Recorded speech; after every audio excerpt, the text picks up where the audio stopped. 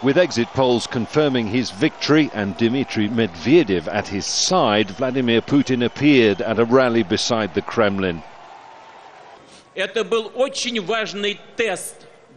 This was a very important test for all of us.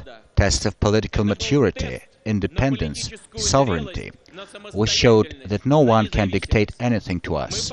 We showed that our people can distinguish between the desire for changes and the provocations aimed at breaking up our country. The man who'll be president for the third time, Russia's strongman, was in tears. Facing a changed Russia, many will have wondered whether they were looking at a changed Putin. This man achieved as much in 12 years as some people achieve in 25 or 30 years, so I am delighted and very happy.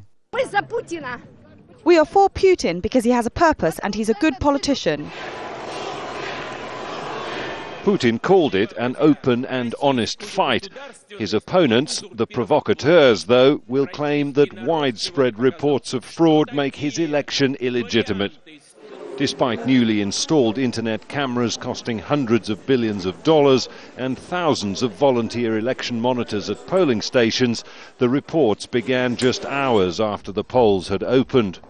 Videos posted on YouTube seem to show instances of multiple voting, cameras being covered up, and so-called carousel voting, where people are driven from polling station to polling station, voting repeatedly by absentee ballot. None of these videos can be independently verified. It will all add to the fervour of a middle-class protest movement that arose after rigged parliamentary elections in December, and which promises to grow even larger. The result was never in doubt, but the scenes of celebration here are in stark contrast to a real sense of disquiet, possibly real anger out there at the way this election was conducted. 6 years in the Kremlin now lie ahead for Vladimir Putin. Also ahead, though, are challenges he hasn't had to face before. So, at an inauguration expected to be held in May, the current hand-picked occupant of the Kremlin will hand over to the once and future President Vladimir Putin. But in future, power may be less than absolute. Jonah Hull, Al Jazeera, Moscow.